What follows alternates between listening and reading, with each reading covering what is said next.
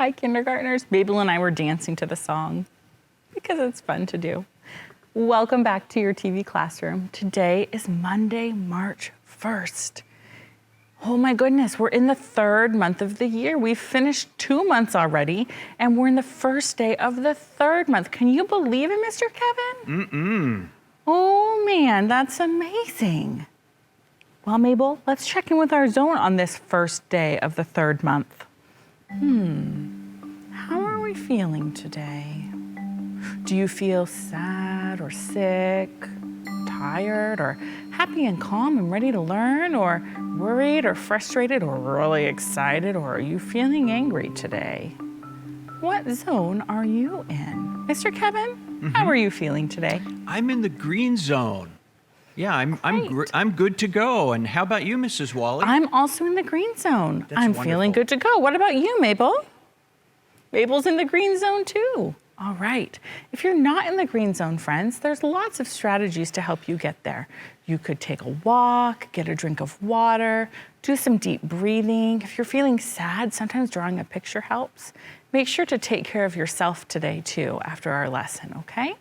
And don't forget to ask someone else how they're feeling today. It's Make It Monday, so let's take a look at what we know and figure out how to make something we don't know. How many dots do you see there, Mabel?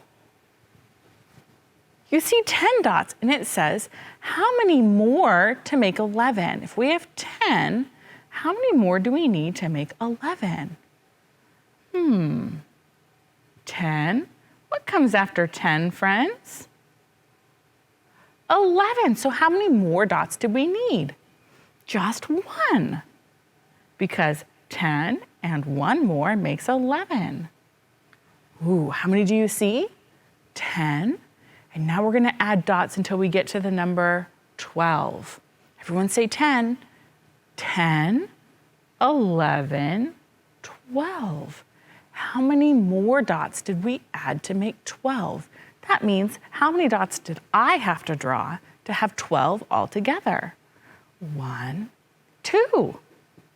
Okay, let's look at the next one. Now we have to make the number 14. Everyone say 10. 10, 11, 12, 13, 14. How many more did I draw to make 14?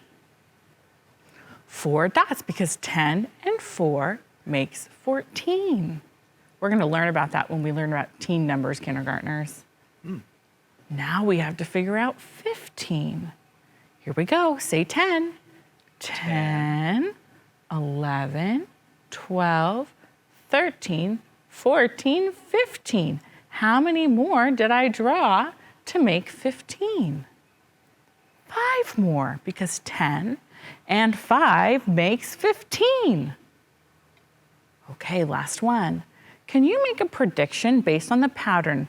11 was 10 and 1, 12 was 10 and 2, 14 was 10 and 4, 15 was 10 and 5. What do you think 16 might be? Let's see if your prediction's correct. 10, 11, 12, 13, 14, 15, 16. How many dots did I draw? 6.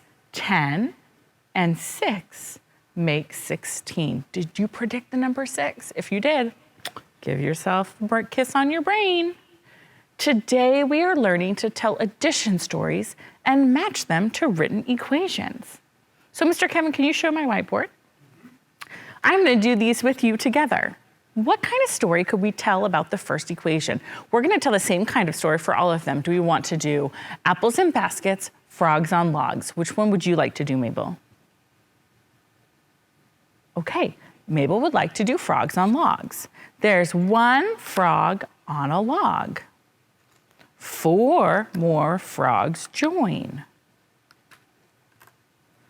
1 frog, 4 frogs join. Now there are 5 frogs all together. 1 plus 4 equals 5. It looks like this.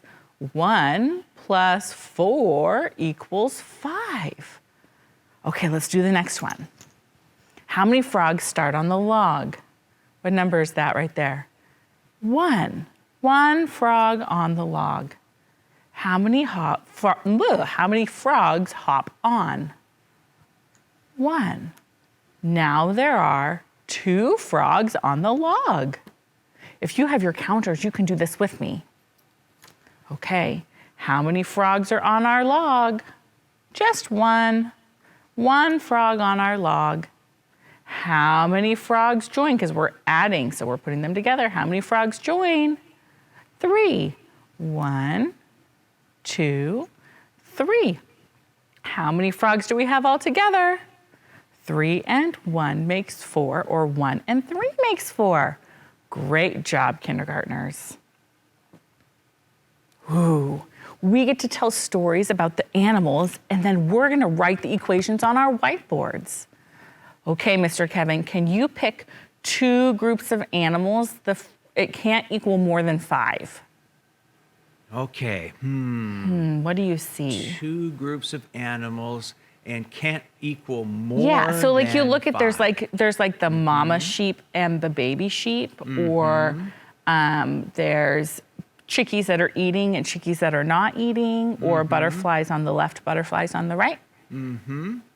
Which one do you want to do first? Oh, I like the butterflies. Okay, so let's look at our picture, friends, and let's circle the butterflies. Are you ready?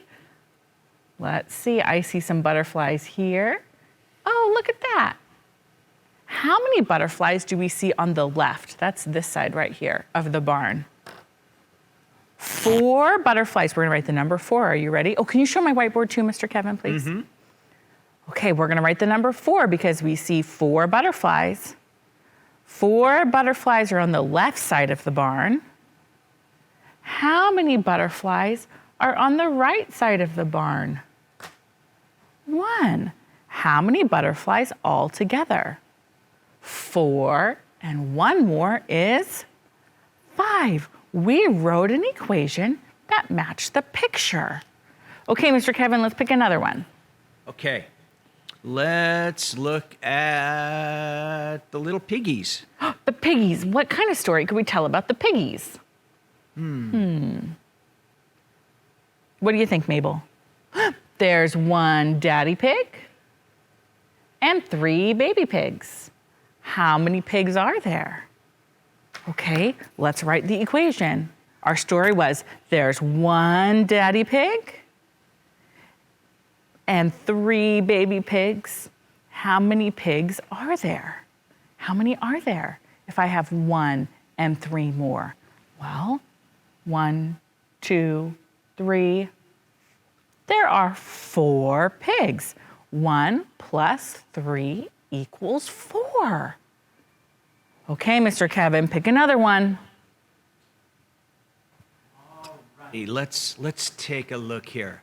I love those little sheep. Aren't they fun? Oh, they are fun. I wonder what story we could tell about the sheep. I know. That could be a mama sheep and the kids. Yeah.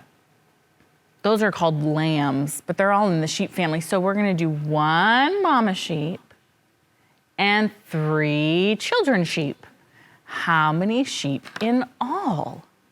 Okay, actually, let's do the children ones first. There are 3 children sheep and 1 mama sheep. How many sheep in all? How many sheep do you see? Count them.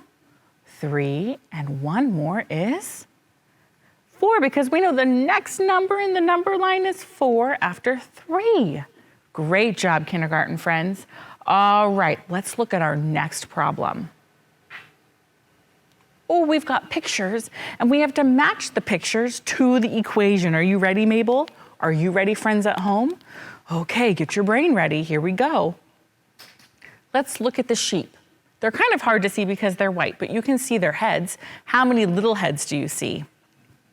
3. And how many big heads do you see? 1. 3 and 1. 3 plus 1 more equals 4. Let's look at the equations. I'm going to get my laser pointer. 2 and 1 more equals 3. Does that match the sheep? Nope. 1 plus 1 more equals 2. Does that match the sheep? No. 3 plus 1 more equals 4. Does that match the sheep? It does. Ding, ding, ding. We found it. Okay, this time, let's look at the equation and find the picture that matches. 2 plus 1 equals 3. Which picture is showing 2 plus 1 equals 3? Mabel, you see it? You know, what do you know? There are 2 little pigs and 1 big pig and 3 pigs all together. Very good, Mabel. 2 plus 1 equals 3. Is that what you found at home? Awesome job. Let's look at the last equation. 1 plus 1 equals 2. Do you see a picture that matches that equation? What's the story? 1 big horse plus 1 little horse equals 2 horses. Very good. Okay, you have to decide which equation matches our picture. Look at what our picture shows. Does our picture show 3 butterflies plus 2 butterflies equals 5 butterflies? Or does it show 4 butterflies plus 1 butterfly equals 5 butterflies? Which one's the right equation? I'm going to give you about 10 seconds. Are you ready?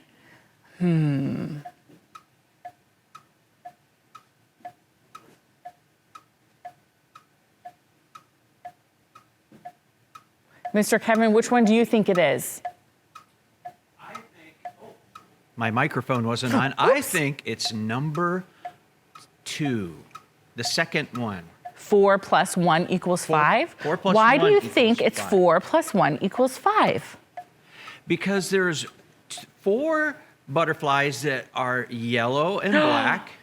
And there's only 1 butterfly that's blue and black. So the yellow and black butterflies would be the 4, and the blue and black butterfly would be 1, and there's 5 altogether? Ooh, I agree with you, Mr. Kevin. That is fantastic. Friends, let's take a look at your assignment today. Today, you're going to be coloring in stories at the farm and practicing writing the addition equations on your whiteboard that match your story. Then you're going to look at the pictures and match the equations to the pictures that show the right amount. Today we learned to tell addition stories and match them to written equations. We told the story about 2 groups. We told what 2 parts were being put together, and we matched it to the addition equation. We're starting to learn about equations, kindergartners. It's so exciting. All right, Mr. Kevin, if they wanted to draw us an addition story and write the equation and send it to us, how could they do that? Ooh, we would love it if you would draw us a picture of your story problem and send it. Have your adult help you. Send it to TV Classroom at tacoma.k12.wa.us, or you can always email or mail it in the regular mail to TV Classroom at 601 South 8th Street, Tacoma, Washington, 98405. Thank you, Mr. Kevin. Now, friends, it's time for your break. When you come back from your break, Miss Awesome will be on the screen. So make sure you get your ELA packet and your learning buddy and your learning notebook and your pencil. All right, have a great break, make good choices, and I will see you next time. Bye, kindergartners.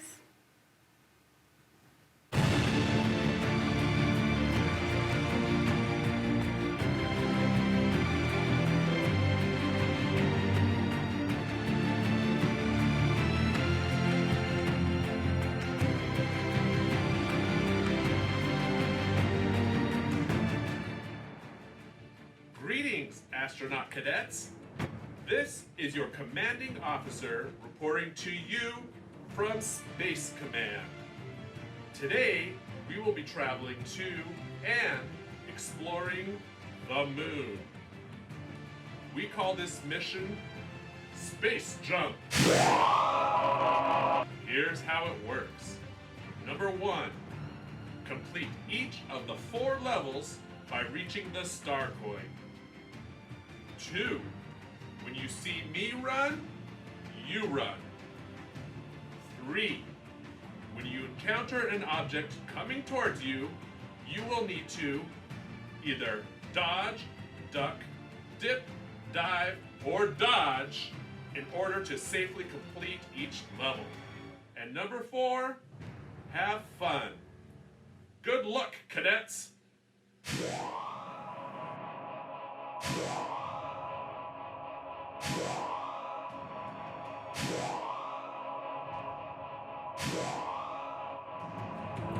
Let's run.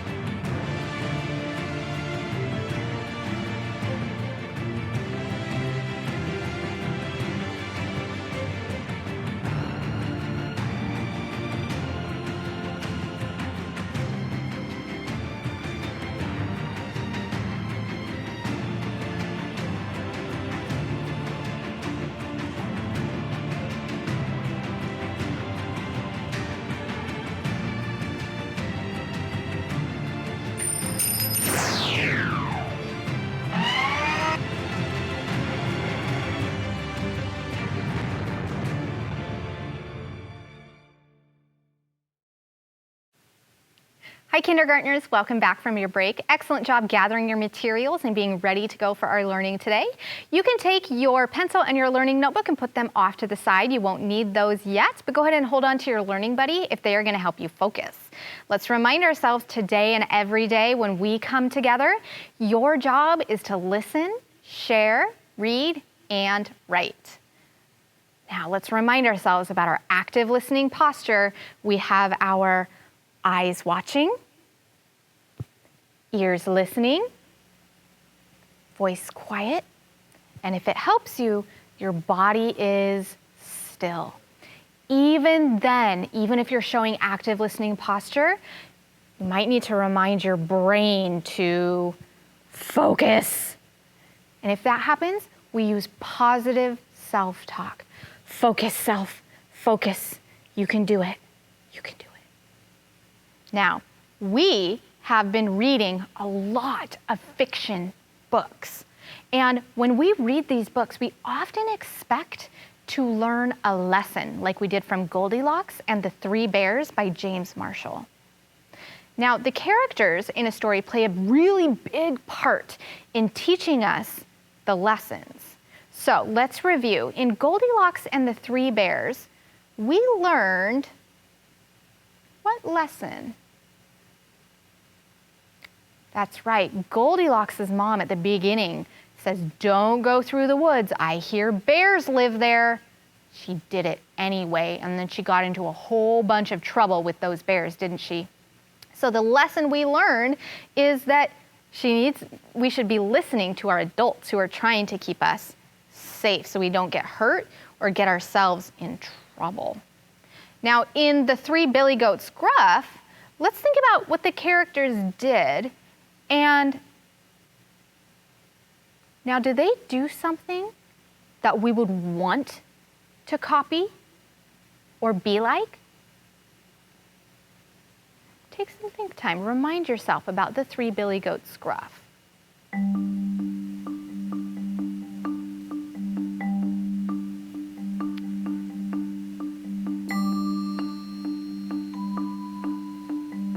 Turn and tell your learning buddy what you remember. Okay, Mabel, I remember the Three Billy Goats Gruff were trying to cross over the bridge to get up to the meadow so they could eat, but there was that troll that was there.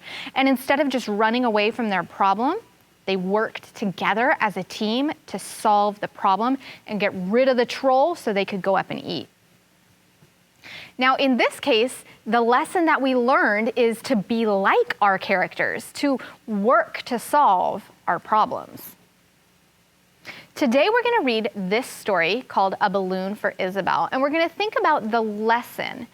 And we're going to listen to the problem of the story and pay attention to how our characters solve it so that we can learn from them, much like we did in the Three Billy Goats Gruff. Today we're learning that readers understand a writer's message by reading stories closely. That means we pay really close attention and think about, why is the writer writing this? What's the message or lesson? We're going to follow the characters, their problems, and pay close attention to how the problems are solved. Now look at the front cover of our book. Who do you think the main character is? Look at the cover. Think about the title, A Balloon for Isabelle.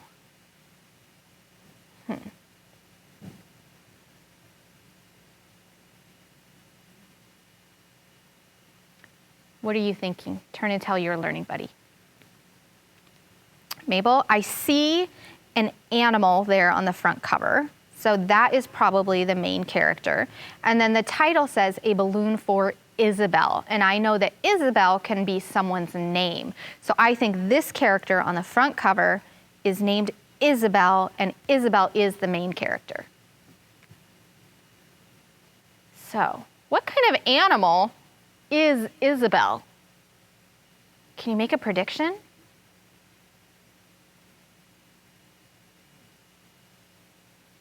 I don't know. But I can tell you that I have the copy of the book here, and on the inside there is what we call the inner flap, and I'm going to read this and see if this gives us any clues. Balloons are bright and floaty and shiny and perfect. More than anything else in the whole wide world, Isabel wants a balloon. Everyone will get one on graduation day. Everyone except the porcupines, because porcupines plus balloons equals trouble. But Isabel isn't going to settle for another boring bookmark. She has a plan. Okay, it says everyone except the porcupines. Oh, okay. That gives me a clue that Isabel is a porcupine.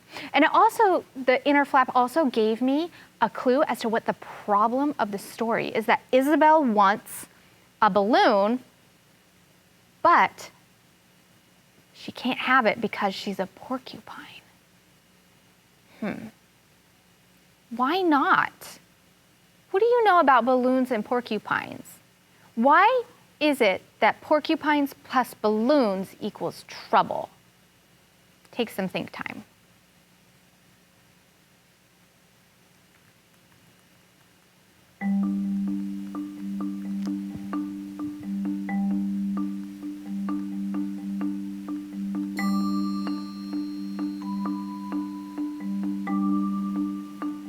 Turn and tell your learning buddy what you're thinking.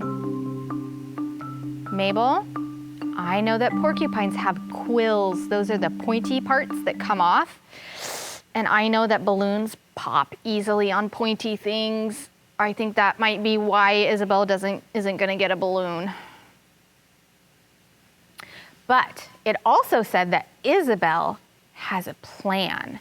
That plan must be how she solves her problem of not being able to have a balloon for graduation day. Let's read to find out what her plan is.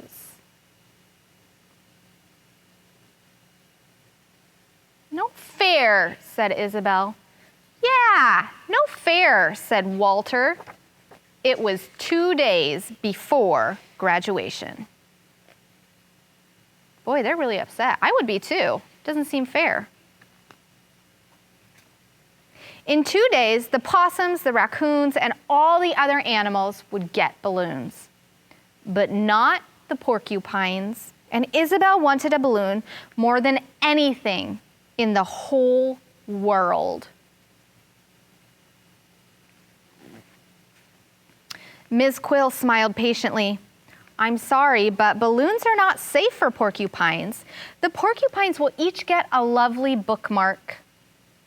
But we already have Halloween bookmarks and Valentine's bookmarks, and soon you will have a lovely graduation bookmark, said Ms. Quill.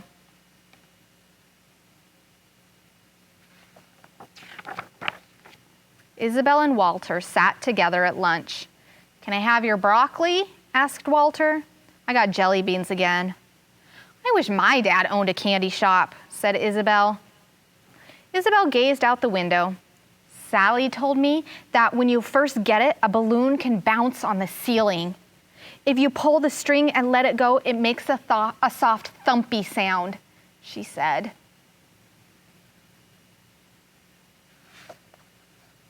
I heard that after a few days, a balloon floats halfway between the ceiling and the floor, said Walter. It just hangs there like a ghost. Then it shrivels up so you can put it in your empty olive jar with all your other good stuff, said Isabel. A bookmark just sits there, said Walter. We have to get balloons, said Isabel. I will think of a plan. Gosh, it really seems like Isabel and Walter are really upset. Why are they upset? Take some think time.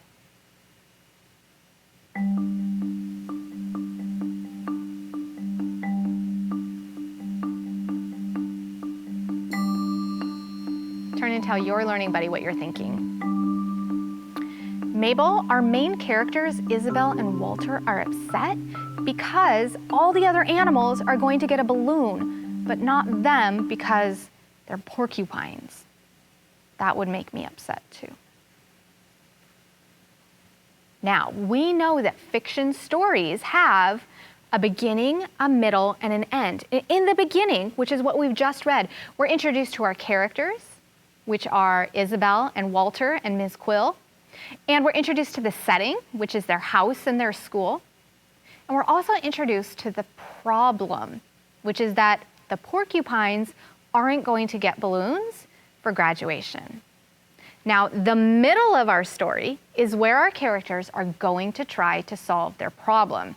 I think this is where Isabel's plan is going to come into play. And we can also continue thinking about, what does the writer want us to learn from this story, from Isabel and Walter's problem and how they solve it? Let's keep reading and find out. The next day during graduation song practice, Isabel raised her paw. "May the porcupines have balloons if we promise to be very careful," she said. Ms. Quill wrote something on the board. "Porcupines plus balloons equals..." "Happiness?" asked Isabel. "Trouble," said Ms. Quill. "If a balloon popped on your quills, it would scare you." "I am not scared of anything except the vacuum cleaner," said Isabel. "Then it would scare someone else." Walter raised his paw. "It would not scare me." A popped balloon could fly through the air and hit someone in the eye," said Ms. Quill. "We could wear goggles," said Isabel. "That is enough," said Ms. Quill. "I know you would like balloons. I would like one too. But the graduation bookmarks are very nice this year." Oh, Ms. Quill is also a porcupine who doesn't get a balloon. That's interesting. "Was that your plan?" Walter asked Isabel. "It was not my only plan," Isabel said. The next morning, Isabel wore her pop stopper to breakfast, but she got stuck in the doorway. What'd she do? She tried to cover herself with a box, but she got stuck. So that's not a very efficient way to solve the problem. At recess, Isabel and Walter strapped pillows onto each other, but their quills poked the pillows to pieces. At lunchtime, Isabel wrapped Walter in packing bubbles, but the other kids tried to pop him. Gosh, it seems like Isabel and Walter try to solve their problem by promising to be careful, by wearing protective things like a box or a pillow or the bubble wrap. And they're working really hard, but Miss Quill is still saying no. "Only one more day," Walter said sadly, as they picked up their graduation caps. "I'll think of something," Isabel said. But inside, she was not so sure. Okay, let's think about what has happened in this story. How have Walter and Isabel tried to solve their problem? Take some think time.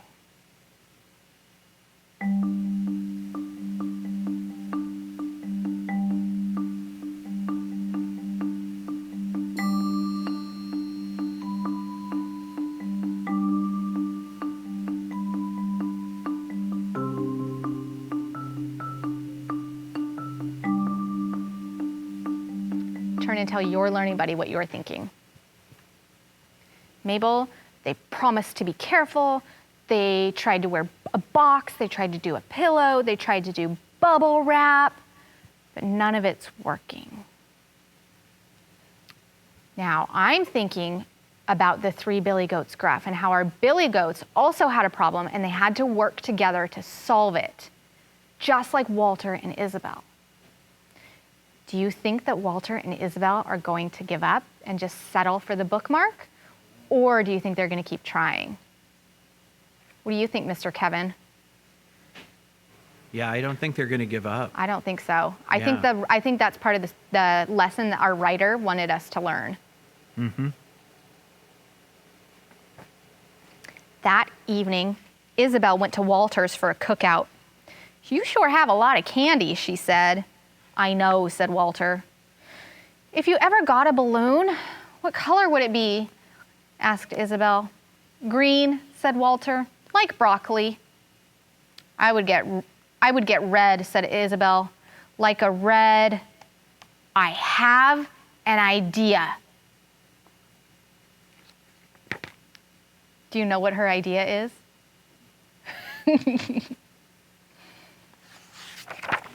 The next day, the door to Ms. Quill's classroom flew open. "We're pop-proofed," shouted Isabel. "Now may we have balloons?" Ms. Quill blinked. She stared. She touched one of Isabel's gumdrops with her paw. Gumdrops are a type of candy that are kind of squishy, but not too squishy, kind of like chewed gum. And she put them on the end of her quills. "I don't see why not," she said finally. "Hooray," said Isabel. "Hooray," said Walter and the other porcupines. "Are there any gumdrops left?" whispered Ms. Quill. No porcupines at graduation was happier than Isabel. Except maybe one. Now, how do Isabel and Walter finally solve their problem? Take some think time.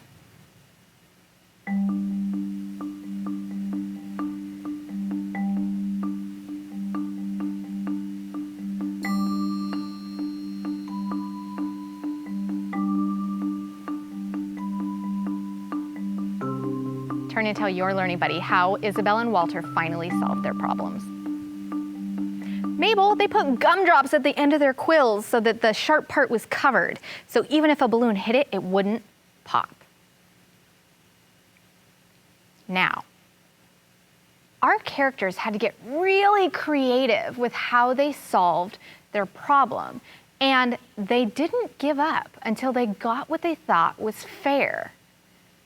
What sort of lesson do you think our author wanted us to learn? Take some think time.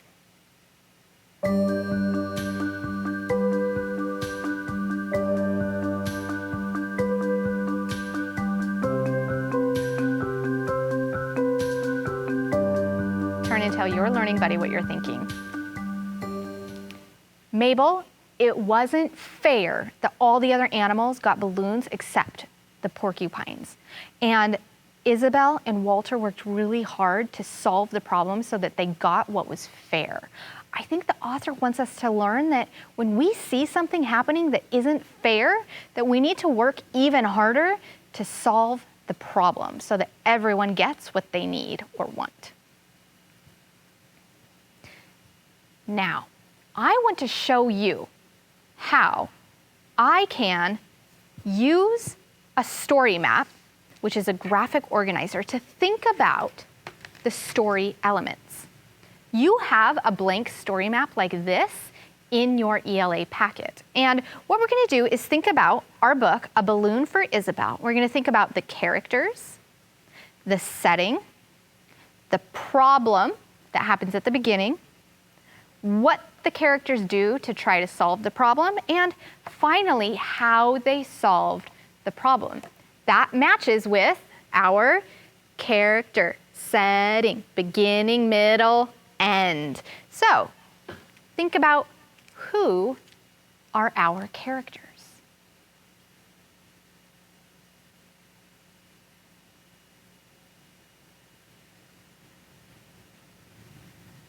Turn and tell your learning buddy who the characters are. Who's the story mostly about?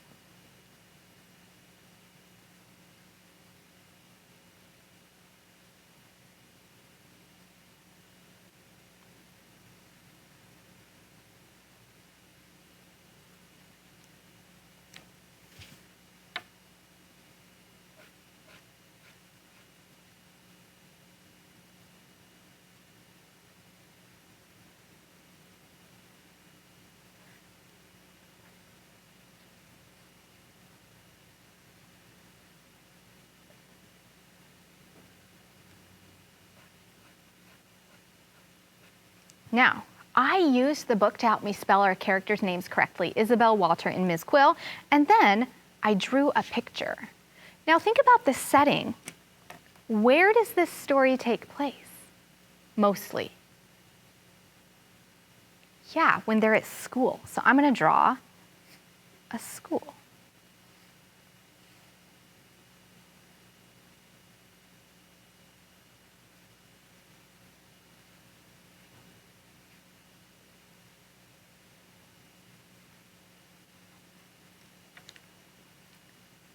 what is the problem in this story? The problem is Isabel and Walter want balloons just like all the other animals. What do they do to try to solve that problem? They promise to be careful by wearing goggles. Isabel puts a box on, doesn't she? Their eyes and her arms coming out. And then they try to wrap each other in pillows, but then their quills just poke through. And then they try the bubble wrap. They tried so many different things. But finally, at the end, how do they solve their problem? Yeah, they put gumdrops on their quills.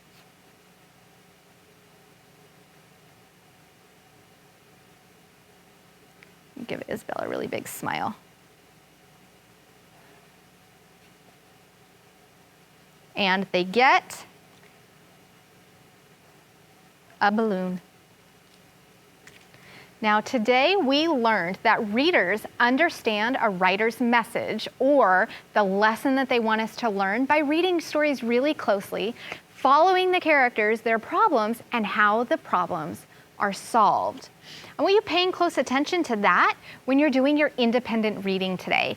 And after you've read your books, thinking about the character's problem and how they solve the problem, you can write about that in your learning notebook, just like we did using our blank story map. Or you can use the blank story map that is in your ELA packet. That's the writing piece of your work today. We would love to see your work. If you could send it to us here at our TV classroom, we'd love to learn about what you're reading and what lessons you're learning from the books that you're reading. Mr. Kevin, how can our kindergartners send us their work? Well, I just love how Isabel just had that idea pop into her head. I get it now. Okay, so kids, ask an adult to help you. Email us at tvclassroom, tacoma.k12.wa.us, or you can send it in the mail to TV Classroom at 601 South 8th Street, Tacoma, Washington, 98405. Thank you, Mr. Kevin.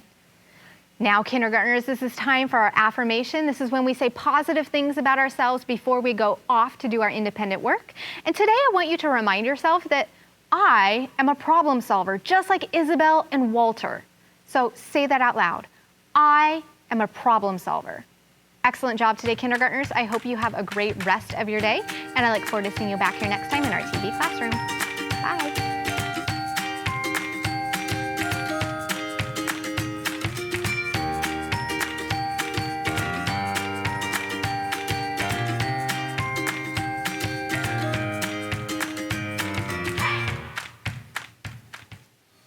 Hey kids, we want to see your work.